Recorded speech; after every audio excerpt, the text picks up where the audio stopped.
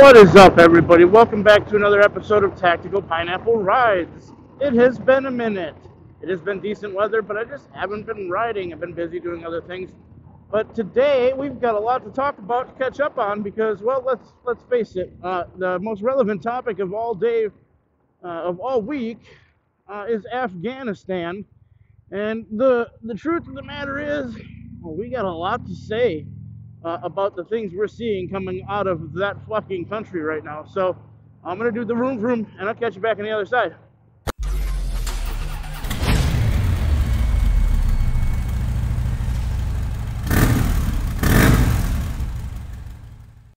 So yeah, like I said, I've been away for a little bit. Just touch on that. I've been just kind of taking a break from recording content, trying to figure out what I wanted to do. I'm also going through a lot, in the life, doing actual real things, making money, this and that. So I'm here. I'm still putting out content for you guys. It's just literally freaking real time, guys. So I'm going to do a little better, I promise. We've got some gorgeous weather coming up, and I think I will have an opportunity to get some stuff going here again. But the topic of the week is obviously Afghanistan, right? So who'd have thought, if you just literally pull all your troops, leave a bunch of shit behind, that the Taliban is going to just walk around the entire country, picking up everything, and eventually just taking over Afghanistan. And it is even like eventually, man. We've been over there for 20 fucking years, and literally they just fucking waltzed right through in a week and took back everything. Like, what the fuck? Congratulations.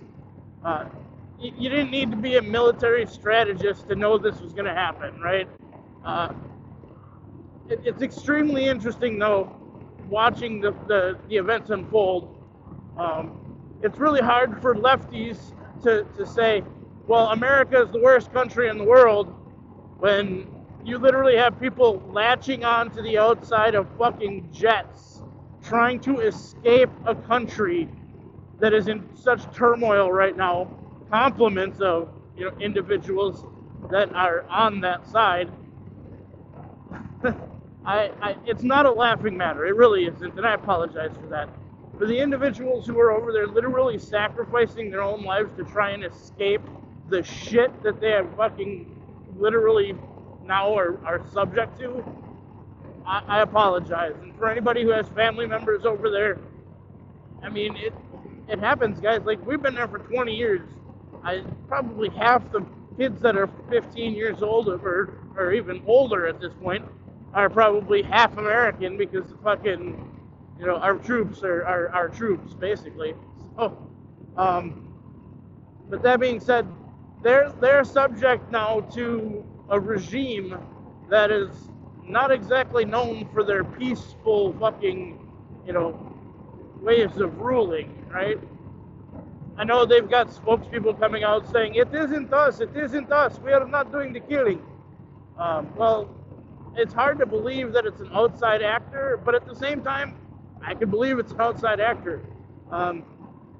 It's kind of a 50-50 shot there, I guess. All that being said, one thing that I found very interesting, and I'll pull some pictures and I'll put them up here, was literally 15, 20 years ago, if you saw pictures of the Taliban, you saw a bunch of, teenage to early age, middle-aged, 10 years ago, 15 years ago, you saw pictures of the Taliban. It was all younger men. It was guys in their 20s, maybe into their 30s, had absolutely no idea what trigger discipline was. Most of them are running around with their booger hooks all over the fucking bank switches. And other than the fact that they probably didn't have their weapons charged, it was a minor miracle that they weren't just walking around fucking killing people. Accidentally, not even on purpose, just accidentally. But the fact of the matter is if you look at the pictures now, I haven't seen one example of poor trigger discipline. Not one in any of the images that I've seen. Now, if you've seen one, go ahead, say it down in the comment section, tell me what to Google to see it. But I have not seen a current day image of poor trigger discipline out of these Taliban, freedom fighters, whatever the fuck they want to call themselves. But, our country calls them terrorists, blah, blah, blah. I don't know. I don't know what they are. It's hard to say what they are anymore. I don't believe my country when they say somebody's a terrorist anymore because, well, frankly, according to my country, I'm a terrorist. So, there's kind of a skewed scale there, right? I've never actually, politically fought somebody, and to the point of, intimidation or death. So I don't believe I can be qualified as terrorist, but hey, they do it anyway. So I do sympathize a little bit and say, maybe there's something to the fact that maybe they aren't the terrorists that people have been saying they are. And then I know I've had military pushback from individuals saying, well, if they weren't terrorists, why were they fucking shooting at us when we were over there? Well, there's a lot of reason for that. Number one, we don't belong there. We are not the world's police force. We were not welcome there, and we were there. So it's the same as if a foreign troops came to our land and said, we're only here to help. We're going to help you. And what are we going to do as Americans? We're going to fucking shoot them, man. Like, I see a blue helmet in my fucking neighborhood. I'm telling you what. Blue helmet, not American soldiers, well, even American soldiers at this point, but I am going to be on my defense. I am going to do what I need to do to protect myself and my family from foreign intruders. I can't help myself. That's just who I am. Now, apply that same logic to another country, and we're over there as the foreign intruder, right? There is some justification for them fighting back. I'm sorry. People may not think that's a valid opinion, but it is. And we sit here and say that we would do the same thing if somebody came in, but we literally have to allow them to have that same right as we do, correct? That right to defense of oneself and one's nation from foreign intruders. I mean, that's what I'm going to do. I promise you that. Like that, I sympathize with them a little bit in that regard. Now, the fact of the matter is these people decided to pull out all American troops, left behind millions and millions of dollars worth of military assets in order to just walk away, right? Well, now you put all that into the hands of the Taliban fighters. Okay? No question there, right?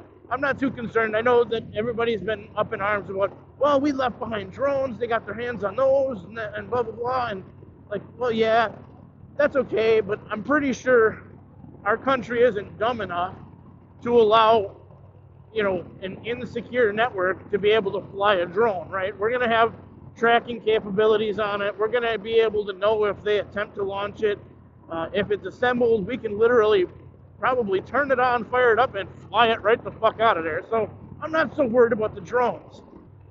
I'm worried about all the high-powered machinery we left behind as far as, just laying waste to fucking people, right?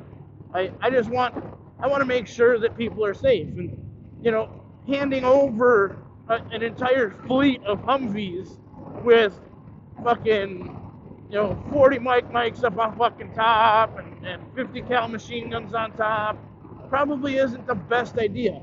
I mean, they fucking did a really good job succeeding running around on Toyota Hiluxes, right? Well, let's give them a fucking piece of modern military equipment like a Humvee. What's gonna happen? Bet you it's gonna be fucking fantastic. It's one thing if, they went ahead and they seized the military equipment from the Afghan soldiers, because that's what happened to, they've got helicopters, they've got pretty much anything they want from the Afghan fighters because, well, the Afghan fighters are either them or just walked away, right?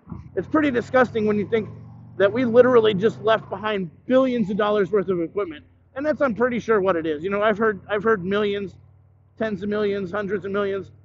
By the time it's all said and done, between actual liquid assets, actual monies themselves, physical currency, and equipment and warheads and ammo, and we're probably talking in the billions of dollars we just handed over to the Taliban. All right? So my proposal here, and I want you all to hear me out on this, my proposal is we bring charges and we file charges against Joseph Biden and Kamala Harris, the entire administration, and the officials who allowed the pullout to happen for funding terrorist activities, folks. They would do it to us. It's time we do it to them. Impeach, impeach, impeach. I'll talk to you later, folks.